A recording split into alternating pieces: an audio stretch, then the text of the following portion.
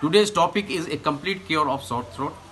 इस विषय में गले का खराश इसके निस्बत से हम लोग सब बात करेंगे कि इसमें किस तरह के सिम्टम्स पाए जाते हैं। एक्चुअली फ्लूंजा यानी फ्लू, ये लैरेंजाइटिस या फेरेंजाइटिस, टॉन्सिल के ऊपर सूजन होना टॉन्सिलाइटिस कहलाता है, या लैरिंग्स के ऊपर सूजन होना उसको हम लोग लैरेंजाइटिस के नाम से जानते हैं, और फेरिंग्स के ऊपर सूजन होना यानी इन्फ्लामेशन होना उसको फेरेंजाइटिस के नाम से जानते हैं।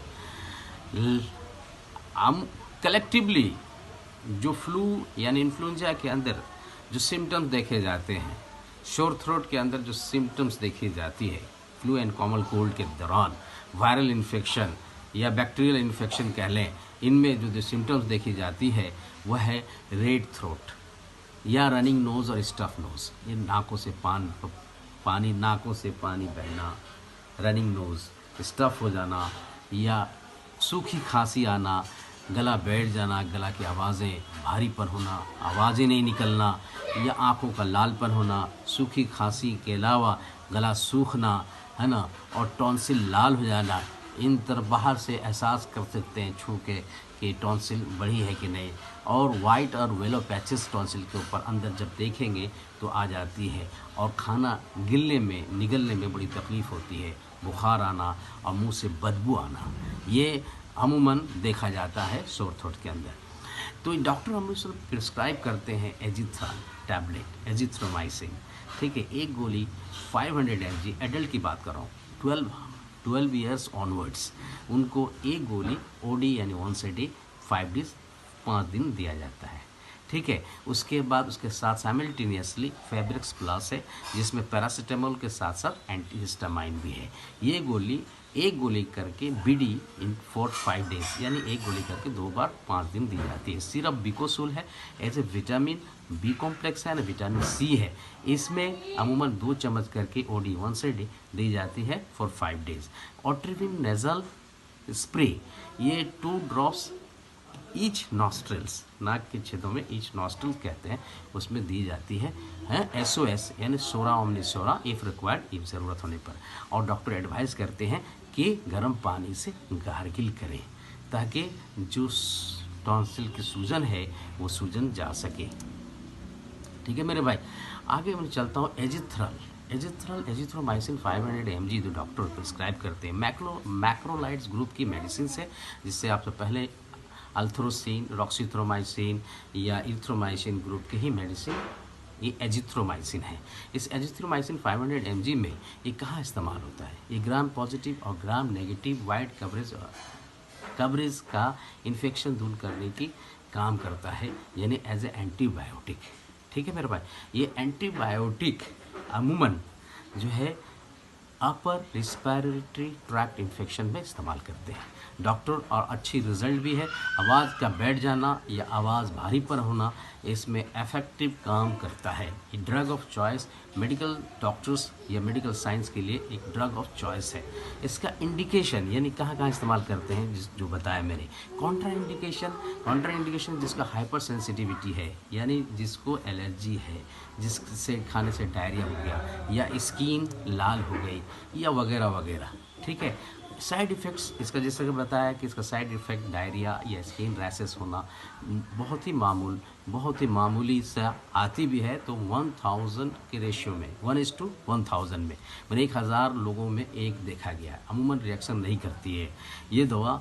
और ड्रग इंट्रैक्शन ये गैस्ट्रो इंटेस्टिनल मेडिसिन यानी एब्डोमिनल अपसेट के लिए जो मेडिसिन इस्तेमाल होते हैं, जैसे एंटासिड है या H2 ब्लॉकर्स है, ये इसके ड्रग के देखा गया है कि मेडिसिन ऑब्जर्प्शन में बाधा डालती है, मैं the hindrance to create the absorption of medicine, ठीक है।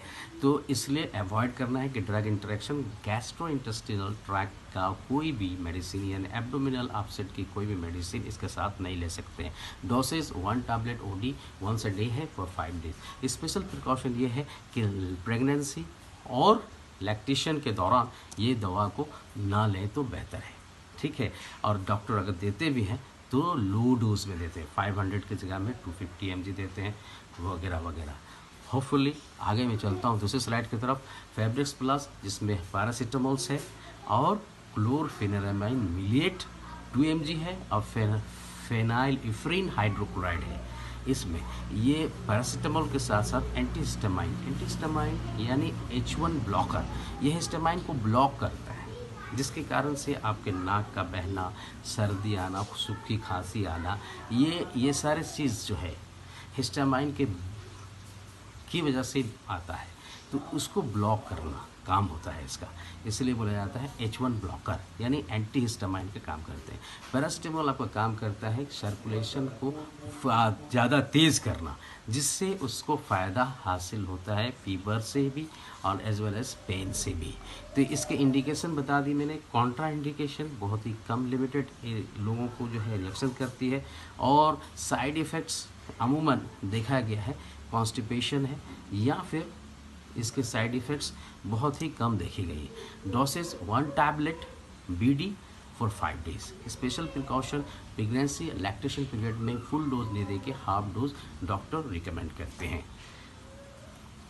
सिरप बिकोसुल में एक पर ईच 5 ml में जो विटामिन बी कॉम्प्लेक्स हैं, थायामीन, राइबोफ्लाविन, पायरोडक्सिन, नियासिनामाइड और डीपैंथोल और एस्कॉर्बिक एसिड यानी विटामिन सी भी पाई जाती है। इस थेराप्यूटिक यूज़ के लिए इस्तेमाल किया जाता है।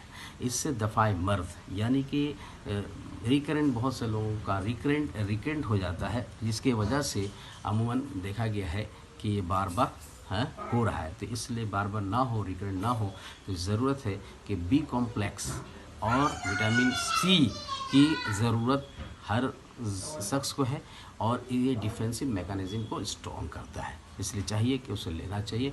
WBC सेल्स की जो है प्रोडक्शन में हेल्प करता है, जो कि डिफेंस मैकेनिज़्म है, और विटामिन सी हमारी बॉडी स्टोर नहीं करती है। सो ऑन रेगुलर बेसिस में ऑरेंजेस, लेमन ये लेनी चाहिए, मगर ये बिकोसुल में ऑलरेडी एस्कॉर्बिक एसिड यानी कि विटामिन सी है। ठीक है, तो ऑट्रिविन नेज़ल ड्रॉप्स में चल रहा हूँ। ऑट्रिविन नेज़ल ड्रॉप जिसमें ऑक्सीमेटाजोलिन हाइड्रोक्लोराइड नेज़ल सॉल्यूशन USP यानी यूनाइटेड स्टेट फार्माकोपिया की पद्धति पे यानी प्रोसीजर्स के तहत ये ऑक्सीमेटाजोलिन दवा बनाई गई, जो कि वैसो कॉन्स्ट्रिक्टर यानी कि नेज़ल कॉन्जेशन को डीकॉन्जेशन करता है, यानी क्लियर करता है, नाक क्लियर करता है। इसलिए 2 ड्रॉप ईच नॉस्ट्रिल में 2 बार 5 दिन दिया जाए। ये एक्ट्स एज ए नेज़ल डीकॉन्जेस्टिंग। ये आगे बढ़ते हैं।